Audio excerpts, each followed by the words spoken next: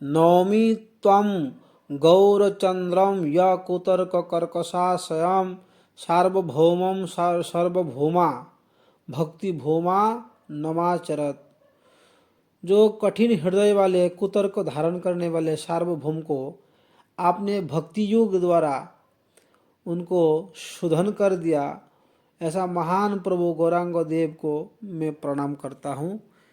ये कृष्णदास कविराज गोस्वामी श्री चैतन्य चरितामृत के मध्यलीला के 6 अध्याय में सार्वभौम के द्वारा सार्वभौम के साथ महाप्रभु की कैसे वार्ता हुई और किस प्रकार गौरांग महाप्रभु सार्वभौम को मायावाद से भक्ति में लाया, अर्थात उनके मायावाद फिलॉसफी को काट के भक्ति की फिलॉसफी में लाया।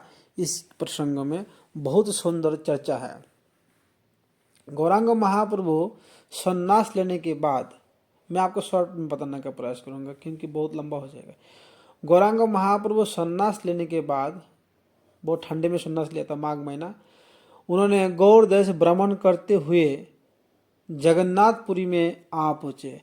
पहली बार जब जगन्नाथ को दर्शन किया तो उनको भावावेश उदय हो गया और वहाँ जगन्नाथ को आलिंगन करने जा रहे थे, बीच में ही वो गिर गया और अचेतन होके बेहोश होके बहुत समय तक पड़ा रहा। संयोग से वहाँ पे सार्वभौम भट्टाचार्य था। उन्होंने गौरांग महाप्रभु को अपने शिष्यों के द्वारा जगन्नाथ मंदिर से अपने घर पे लेके गया और उनके नाक के सामने जब सूखा रुई धरा तो सूखा रुई धरते ही थोड़ा हिलने लगे। तो सार्वभौम भट्टाचार्य को समझ में आ गया कि कोई महाभाव, ये जो व्यभिचारी भाव है, अर्थात ये जो लक्षण दिखाई दे रहे हैं, एक महाभाव की चरम सीमा है। इतना सोचते ही पीछे से नित्यानंद प्रभु, मुकुंद आदि जो भक्त लोग महाप्रभु के साथ बंगाल से चलते हुए आए थे, ये लोग भी आके मिले। और गोपीनाथ आचार्य जो सार्वभौम भट्टाचार्य के जीजाजी है, तो गोपीनाथ आचार्य जो बहुत महान गौरांग महाप्रभु के भक्त था, तो वो महाप्रभु के बारे में सब कुछ जानते थे। तो महाप्रभु के जब नित्यानंद प्रभु को देखा तो गोपीनाथ आचार्य जो प्रणाम किया और मुकुंद के साथ बातें की, क्योंकि मुकुंद को पहले से जानते थे कि मुकुंद के साथ गोपीनाथ आचार्य के संबंध पहले से था नवद्वीप में। उसके बाद बहुत लंबा समय के बाद जब भक्त लोग जोर जोर से हरिनाम कीर्तन किया, तब गौरांग महाप्रभु चेतन पाया और सार्वभौम भट्टाचार्य जो कहा कि महापुरुष आप समुद्र स्नान करके आइए, आपके लिए बहुत सारे प्रसाद रखा है। तो गौरांग महाप्रभु स्नान करके आते हैं, उनको बहुत प्रकार के व्यंजन आदि के द्वारा उनका सेवा करते हैं और उस सेवा के बाद उनको सुलाते हैं। उस समय सार्वभौम भट्टाचार्य गोपीनाथ आचार्य को पूछते हैं कि उनका नाम क्या है, पूर्वाश्रम कहाँ है और किस से उन्होंने संन्यास दीक्षा लिया है। तो उन सारे बातें उनको बताया कि ये जगन्नाथ मिश्र के पुत्र नीलांबर चक्रवर्ती के बेटी के बेटा है और संन्यास नाम वर्तमान उनके है श्री कृष्ण चैतन्य भारती गोसाई से उन्होंने संन्यास लिया है। इस प्रकार इन लोग बात गौरांग महाप्रभु के बारे में बात कर रहे हैं। करते करते जब कहा कि भारती गोसाई से संन्यास लिया, सार्वभौम भट्टाचार्य कह रहा है कि भारती गोसाई से संन्यास लिया, बाकी सब तो ठीक है, लेकिन भारती गोसाई उच्च कोटि की संन्यास नहीं है। अर्थात भारतीय संप्रदाय जो है ये थोड़ा सा निम्न कोटि के संप्रदाय माना जाते हैं। अगर गौरांग महाप्रभु चाहे तो मैं उसको दोबारा किसी एक बड़ा महापुरुष को बुला करके संन्यास दे सकता हूँ। इस बात को सुन के गोपीनाथ आचार्य और मुकुंद थोड़ा सा नाराज जैसा हो गया और कहने लगे कि आप इतना बड़ा विद्वान होते हुए आपको समझ में नहीं आ रहा है कि ये महापुरुष है, ये स्वयं भगवान श्री कृष्ण है। आप श्री कृष्ण को साधारण कर्मकांड में या वेद विचार में गिनते हैं, भगवान जो करते हैं वहाँ से धर्म शुरू होता है। अगर वो किसी निम्न गुरु से, छोटा गुरु से भी दीक्षा लेता है तो उनका गुरु छोटा होने से क्या होगा, वो तो महान ही रहते ना। तो इस बात से बहस हो गया कि कलिकाल में सार्वभौम भट्टाचार्य ने तर्क रखा कि कलिकाल में भगवान के कोई अवतार नहीं है, इसीलिए प्रहलाद महाराज श्रीमद् भागवत में उनको त्रियुग कहा है। तो गोपीनाथ आचार्य ने कहा आप सही बोल रहे हो, भगवान को त्रियुग कहा जाता है, लेकिन इसका मतलब ये नहीं कि कलियुग के युग अवतार नहीं होता है। युग अवतार भगवान हर युग में आते हैं, इसका वर्णन शास्त्र में है। और त्रियुग इसीलिए कहा जाता है क्योंकि कलियुग में भगवान गुप्त रूप में लीला करते हैं। इत्थम नृत्य गृषदेव जशावतार लोकान विवावशी हंसी जगत प्रतिपान धर्मान महापुरुष पाशी जुगान प्रीतम छन्न कलो यद भव श्रीजुग शतम। बोलते हैं कलियुग में वो प्रच्छन्न रूप में लीला करते हैं, सबके साथ प्रकाश लीला नहीं करते, इसीलिए उनको त्रियुग कहा गया है। भागवत में और एक जगह पे है आसन वर्णाश्रय हर्ष गृहतो हनु युगम तनु शुक्ल रक्त तथापितो इदानीम कृष्णदाम गता। भागवत के 10वें स्कंद की 8 अध्याय के 13 नंबर श्लोक में ऐसा है कि देखिए भगवान 4 युग में आता है। पहला युग में शुक्ल वर्ण सफेद, उसके बाद दूसरा रक्त वर्ण लाल, पीत वर्ण गोल्डन कलर अर्थात पीला वर्ण, जो वर्तमान आपके सामने गौरांग महाप्रभु सोए हुए हैं ना, उसी रूप में आते हैं। और इदानीम कृष्णदाम गता, अभी नंद महाराज के पुत्र रूप में कृष्ण वर्ण बन के आया कृष्ण। तो आप कैसा कह सकते हैं, शास्त्र में भागवत में से लिखा है कि गौरांग महाप्रभु गौर वर्ण धारण करते हुए आते हैं। अब बताइए गौरांग महाप्रभु के अलावा कौन भगवान के अवतार में ऐसा है? नहीं है, सिर्फ गौरांग महाप्रभु में है।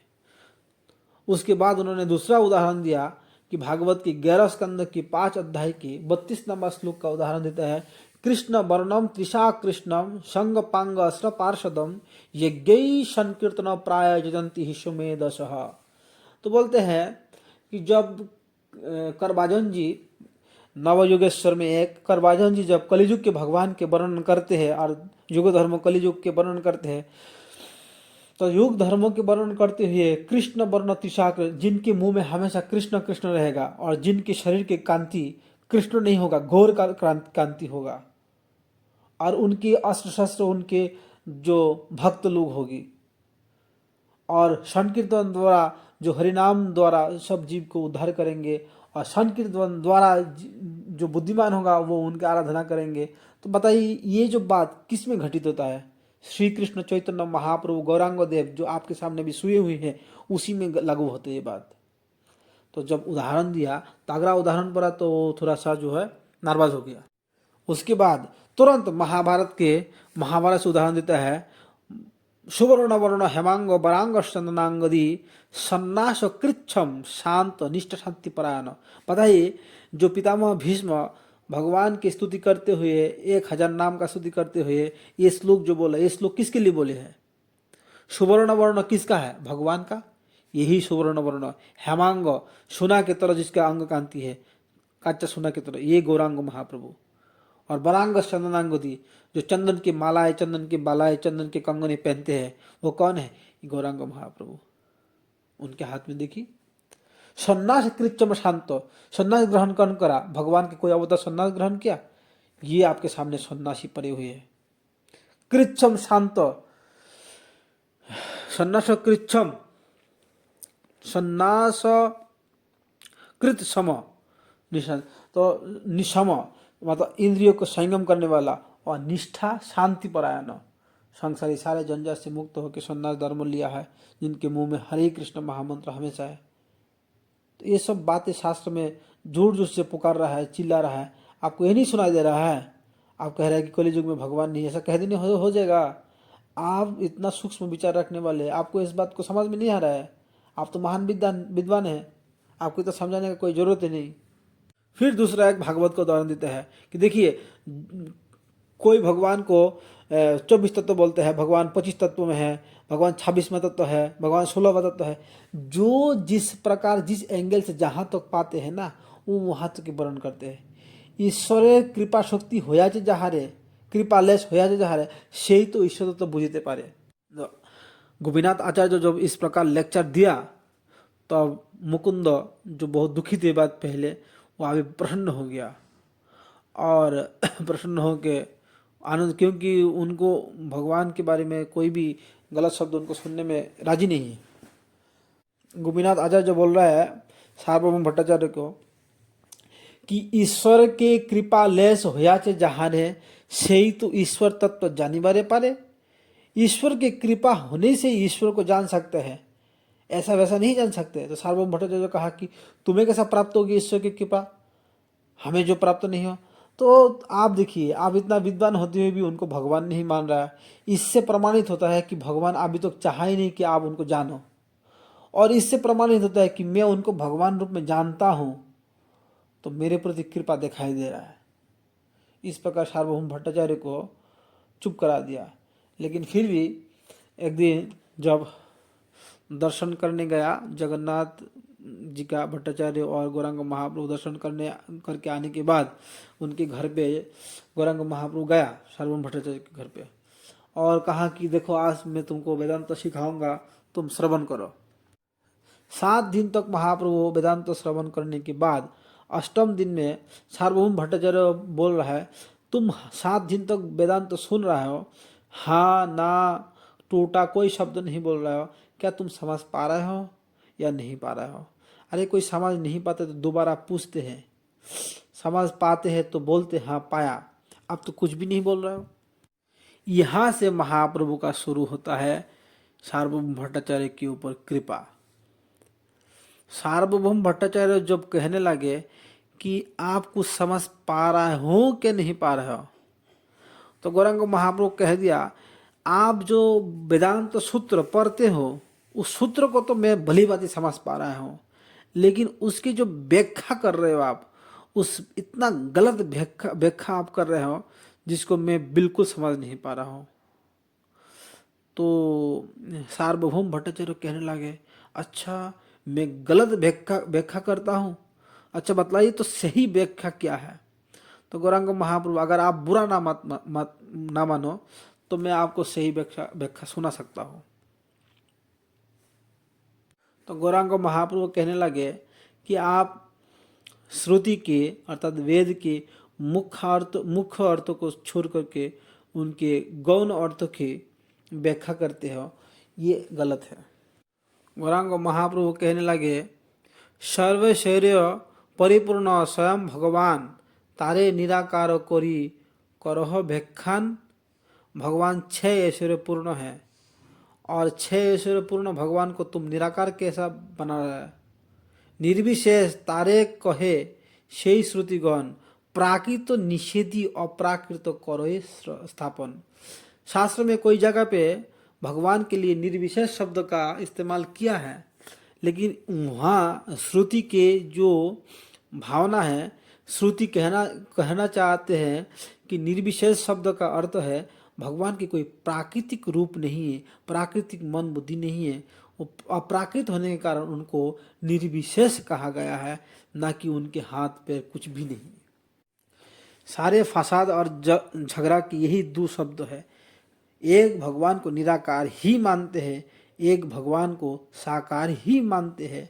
भगवान निराकार और साकार दोनों ही है, क्योंकि देखिए निराकार इसीलिए है कि उनके प्राकृतिक कोई रूप नहीं है, और साकार इसीलिए है उनकी अप्राकृत रूप है। तो उनके अप्राकृत रूप होने के कारण उनको कभी कभी निराकार कहा गया है। ब्रह्म होइते जन्मे विश्व ब्रह्मत्य जीवय সেই ब्रह्मे पुनरुपि हो जाए लय। तो ब्रह्म से ही जीव की उत्पत्ति होता है और ब्रह्म में ही जीव का आश्रय होता है, और जो ब्रह्म से जीव हमारे हाथ पैर हो सकते तो क्या ब्रह्म के हाथ पैर नहीं होगा?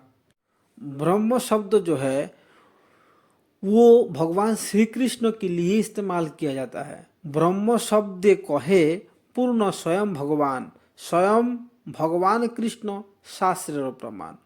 ब्रह्म शब्द में स्वयं भगवान को सूचित करते हैं और स्वयं भगवान श्री कृष्ण को कहा जाता है, वेदादि शास्त्र में उसका उल्लेख है। ईश्वर परम कृष्ण सच्चिदानंद विग्रह अनादिरादि गोविंद सर्व कारण कारणम। श्रीमद् भागवत में भी इसका उल्लेख है कि ब्रह्म को भगवान कहा गया। देखिए भागवत के दशम स्कंद के 14 अध्याय के 32 नंबर श्लोक में कहते हैं, ओहु भाग्य महु भाग्यम नंद गोप ब्रजोकसाम यस्मिन् मत्रम परमानंदम पूर्णम ब्रह्म सनातनम। जो नंदगोप के पुत्र बन के आए हैं वो पूर्ण ब्रह्म सनातन है। अच्छा बतलाइए, नंद की गोद में जो संतान है वो ब्रह्म है। ब्रह्म मतलब वही भगवान श्री कृष्ण है। श्री कृष्ण गोद में दिखाई दे रहे हैं, उनको देखते हुए ब्रह्म कहा गया है। तो ब्रह्म जो है भगवान श्री कृष्ण के लिए इस्तेमाल होता है। ये भागवत प्रमाण है। गौरांग महाप्रभु स्वयं सार्वभौम भट्टाचार्य को शिक्षा दे रहा है। अगर ब्रह्म निराकार निर्विशेष होता तो श्री कृष्ण के लिए श्रुति क्यों ब्रह्म बोल रहा है? क्यों शास्त्र में श्री कृष्ण के लिए ब्रह्म सनातन की उच्चारण किया जा रहा है? शरीर शरीर पूर्णानंद विग्रह जहार हेन भगवाने तुम्ही कहो निराकार। जो भगवान 6 ऐश्वर्य से पूर्ण है उस भगवान को तुम निराकार बोलते हो। स्वाभाविक की 3 शक्ति जेई ब्रह्मे होय निशक्ति करिया तारे करह निश्चय। जिन ब्रह्म के पास स्वाभाविक 3 शक्ति है स्वाभाविक 3 शक्ति है। क्या क्या शक्ति है?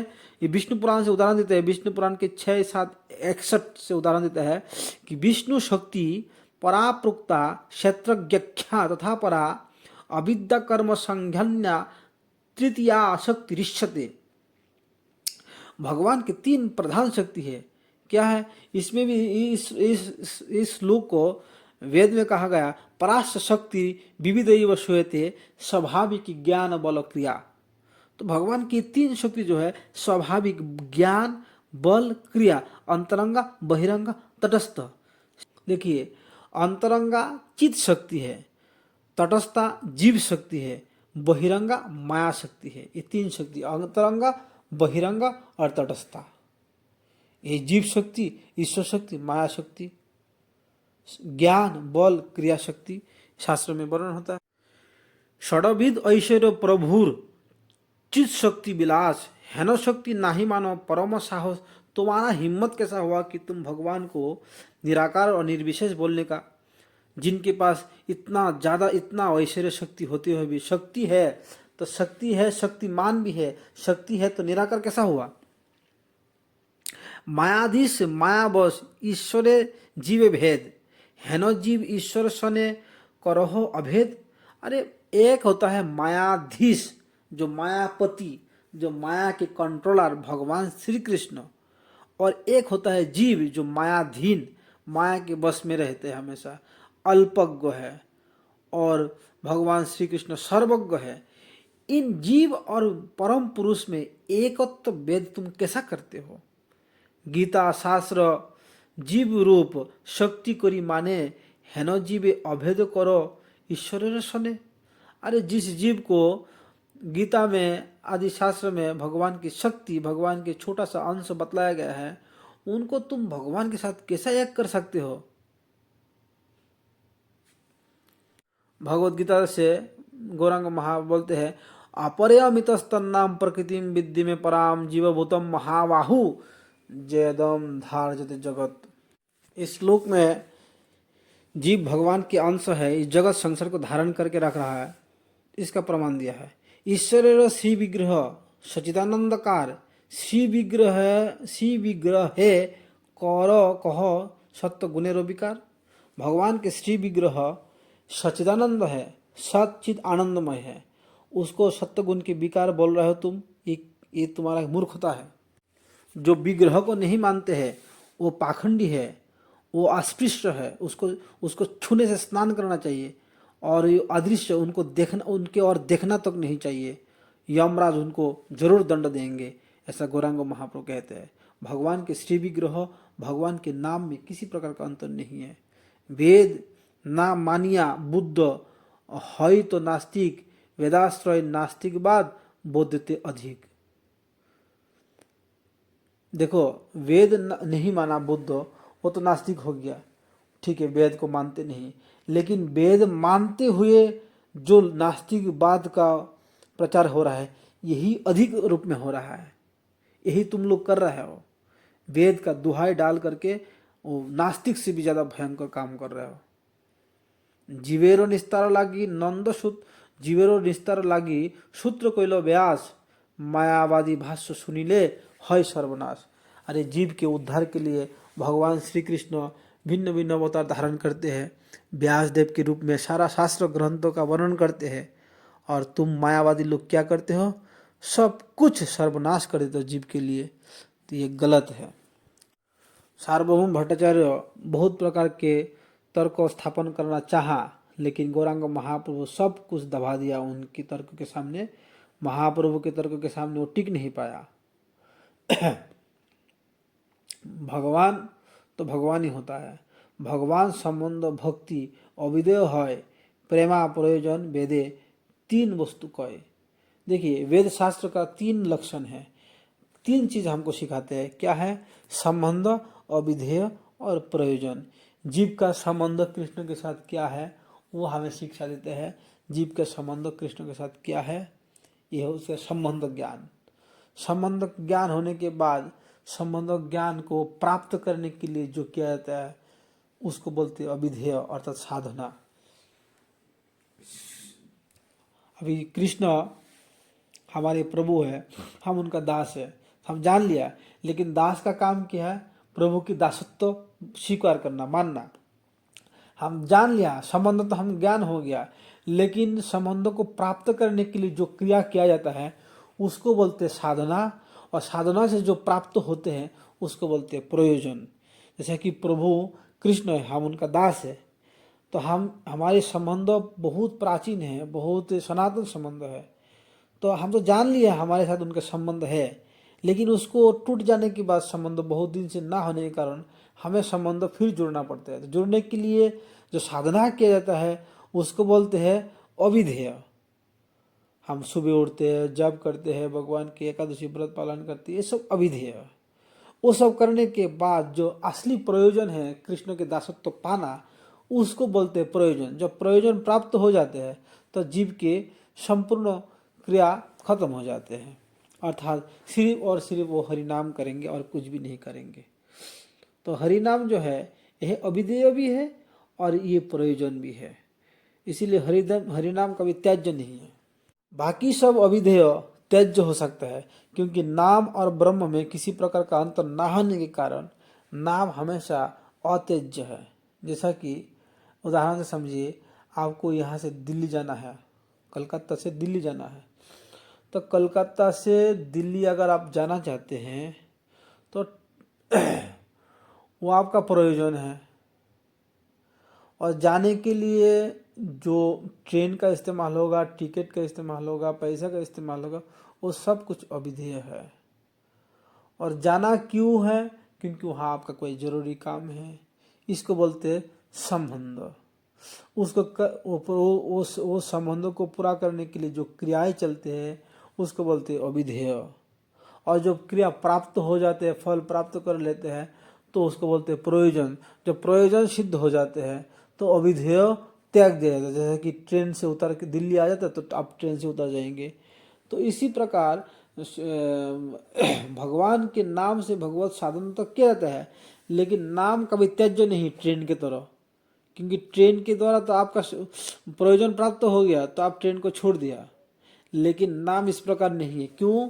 क्योंकि नाम और नामी में किसी प्रकार का अंतर न होने के कारण नामी और नाम हमेशा साधक के पास रहेंगे। इस प्रकार जब गौरांग महाप्रभु से व्याख्या सुना तो सार्वभौम भट्टाचार्य बिल्कुल चुप्पी से साध लिया और उनके मुंह से एक भी शब्द निकाल नहीं पाया। तो गौरांग महाप्रभु कहा कि सार्वभौम तुम विस्मय मत हो, भगवान के नाम ऐसा ही है, भगवान ऐसा ही है कि आत्माराम तक सबको खींच लेते हैं, तो तुम्हारा क्या बात है। तो गौरांग महाप्रभु एक उदाहरण देते हैं, भागवत के प्रथम स्कंद के 7 अध्याय के 10 नंबर श्लोक से उदाहरण देते हैं कि आत्मारामश्च मुनय निर्ग्रंथ ओप्योरक्रमे कुर्वन्त्य हेतु किम भक्तिम इत्थम मुत गुणहरि। हरि के गुण ही इस प्रकार है कि आत्माराम मुनिगण को भी खींच लेता है। और जो कि असाधारण व्यक्ति का क्या कहना, उदाहरण के सहित भगवान गौरांग देव प्रस्तुत करते हैं। प्रभु को है तुम्ही की और तो आत्माराम शब्द के आत्माराम श्लोक सुन करके उनका बहुत खुशी हुई और वो कह रहा है कि ठीक है आत्माराम श्लोक की व्याख्या करो।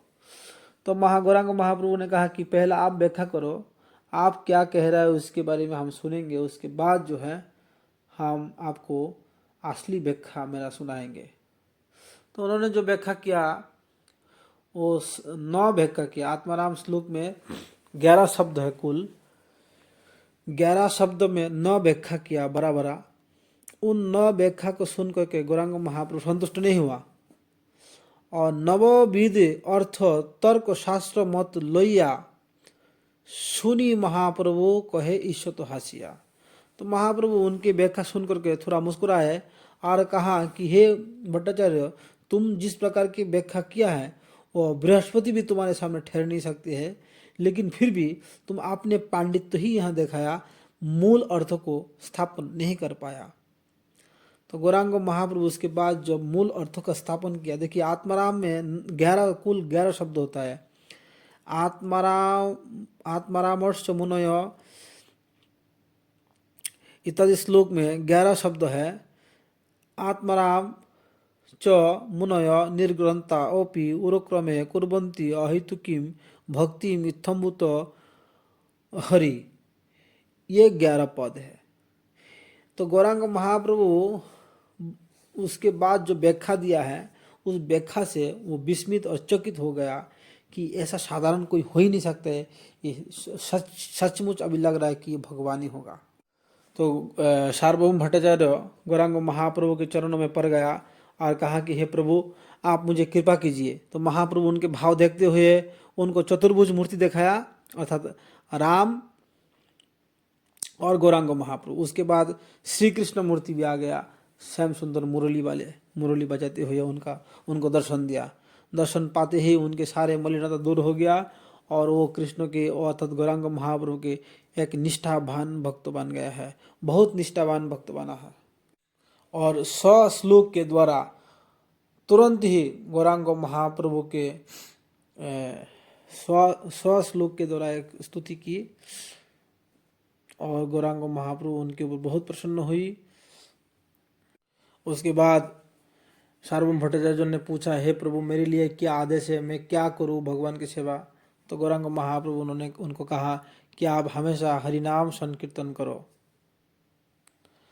हरे नाम वै केवलम कलो नास्ते गतिरन्न था। कलिकाल में और कोई गति नहीं, केवल भगवान के नाम ही एकमात्र गति है। उसके बाद एक दिन महाप्रभु को बहुत सारे प्रसाद भेज रहा था एक भक्त से, और आपने क्या हुआ जो 100 श्लोक है उनमें से 2 श्लोक महाप्रभु के लिए भेजा एक पत्री में लिख करके। इस श्लोक इस प्रकार है, वैराग्य विद्या निज भक्ति जोग शिक्षार्थ मेहक पुरुष पुराण श्री कृष्ण चैतन्य शरीरधारी कृपाम्बुधिरजस्तम हम प्रपद्ये। देखिए इस श्लोक का भावार्थ इस प्रकार है, वैराग्य विद्या निज भक्ति योग, वैराग्य विद्या का शिक्षा देने के लिए गौरांग महाप्रभु जगत में आया। वो वैराग्य विद्या क्या है? निज भक्ति योग, निज अर्थात खुद की भक्ति कैसा किया जाए, कृष्ण भक्ति, कृष्ण ही आया दान करने के लिए, कैसा भक्ति किया जाता है। शिक्षार्थ में को पुरुष पुराण पुरुष भगवान श्री कृष्ण ही ये शिक्षा दे रहा है जगत को, किस प्रकार वैरागी होकर के वैराग्य किस प्रकार भगवान की आराधना किया जाता है। अभी वो श्री कृष्ण ही श्री कृष्ण चैतन्य बन के आया है और ये जगत जीव को बहुत बड़ा कृपा देने के लिए आया है। कालन नष्टम भक्ति युगम निजम यम प्रादुष कर्तुम कृष्ण चैतन्य नामा आविर्भूत तस्य पदारविंदे गारम गारम लियताम चित्त भृंग। तो काल के प्रभाव से जो युग धर्म भक्ति धर्म नष्ट हो गया है, तो कलिकाल में श्री चैतन्य के रूप में जो आया और पुराना वही युग धर्म दान करने के लिए सब जीव को आया है, उनके चरण कमल में मेरा प्रीति हमेशा बढ़ते रहे, भक्ति बढ़ते रहे। तो इस प्रकार जब श्लोक पढ़े, गौरांग महाप्रभु जब श्लोक पत्रिका उनके पास दिया है, तो महाप्रभु पर इसको कान में हाथ दिया और फाड़ दिया उस पत्रिका को। लेकिन मुकुंद ने क्या किया, पहले मिट्टी का घर था तो मिट्टी का घर के दीवार में वो 2 श्लोक लिख के रखा और बाकी सारे भक्तों ये 2 श्लोक सीख गया। और इस प्रकार ये श्लोक चैतन्य चरितामृत में भी कृष्णदास कविराज गोस्वामी दे दिया हम सब के लिए, नहीं तो ये श्लोक अप्रकट ही हो जाता। यही 2 श्लोक भक्त कंठे रत्नहार सार्वभौमेर कीर्ति घुसे डक्का बद्धाकार, ये 2 श्लोक जो है ये भक्तों के गले कंठहार बन गया। गले में कंठहार के जैसा हमेशा उनके गले में रहते हैं अथवा कंठ में रहते हैं। इस 2 श्लोक के द्वारा सार्वभौम के जो सार्वभौम है, पंडित है अर्थात महान है, उनकी महानता पूरा जगत में प्रतिष्ठित हुई। उसके बाद सार्वभौम होइला प्रभुर भक्त एकतान महाप्रभु बिने सेव्य नहीं जाने आन। सार्वभौम भट्टाचार्य महाप्रभु के एक निष्ठ भक्त हो गया और महाप्रभु के अलावा वो कुछ दिन रात कुछ भी नहीं जानते हैं, हमेशा गाते रहते हैं जय सच्चिदानंद गौर हरि, जय सच्चिदानंद गौर हरि। एक दिन सार्वभौम भट्टाचार्य महाप्रभु के सामने ही एक श्लोक पढ़ रहे थे। क्या श्लोक था? वो भागवत के 10वें स्कंद के 14 अध्याय के 8 नंबर श्लोक है, जो ब्रह्मास्तुति में आते हैं। ब्रह्मा जी बोलते हैं तत्यनुकंपाम सुसुमिक्षमान भुंजानो एवात्म कृतम विपाकम हृदवाग बपूर्वी वृदन नमस्ते जीवे तो जो मुक्ति पदेश दायवाग। ये श्लोक ऐसा है, लेकिन लास्ट वाला जो लाइन है उसमें जीवे तो यो भक्ति पदे दायवाग, इसका असली श्लोक जो है ऐसा कि जीवे तो यो मुक्ति पदे दायवाग। लेकिन यहाँ पे सार्वभौम भट्टाचार्य भक्ति पद लगा करके महाप्रभु के सामने बोला। महाप्रभु ने कहा कि रे भाई, ये तो श्लोक तो मुक्ति पद लिखा है, तुम भक्ति पद कह रहे हो, इसका क्या कारण है? तो सार्वभौम भट्टाचार्य कह रहे हैं कि प्रभु ये मुक्ति के चक्कर में मेरा बहुत समय चले गया, आपके भजन से छूट गया, मैं मुक्ति से बहुत घृणा करता हूँ, ये मुक्ति पिशाचिनी है, उससे मैं दूर, इसलिए मैं सारे के सारे भक्ति लगाऊंगा।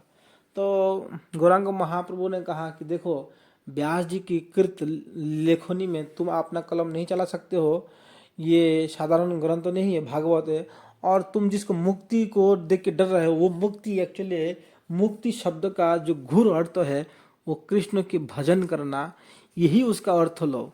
एक्चुअली मुक्ति शब्द का अर्थ तुम दूसरा लेते हो, निराकार ब्रह्म, ये सब चीजें तुम लोग लेके अभ्यास पर गए ना, ये फालतू चीजें दिमाग से हटा दो। सायुज्य मुक्ति, भगवान के साथ एकाकार हो जाना, ये सब नहीं। मुक्ति शब्द के अर्थ है, जैसा कि संसार में काम शब्द का अर्थ क्या होता है, एकदम निंदनीय और तुच्छ है शब्द है काम, लेकिन वही काम शब्द जो है वो परब्रह्म में बहुत उत्तम शब्द है। तो ये नीचे वाले का गलती है, वो उसको इस प्रकार ले लिया, उस प्रकार देख रहा है। मुक्ति शब्द बहुत उच्च कोटि शब्द, भक्ति शब्द से भी, भक्ति शब्द जैसा ही उत्तम शब्द, लेकिन हमारी धारणा जो बन गया है जो मुक्ति शब्दों को लेके, वो गलत है।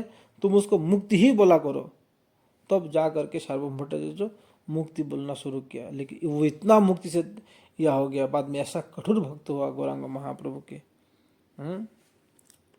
गौरांग महाप्रभु बोलते हैं जो भगवान के विग्रह नहीं मानते हैं, यमराज उसको दंड देंगे, और भगवान वही जो है मतलब उसको सायुज्य मुक्ति मिलेगा, और बाकी भक्त लोग तो कोई मुक्ति चाहिए नहीं।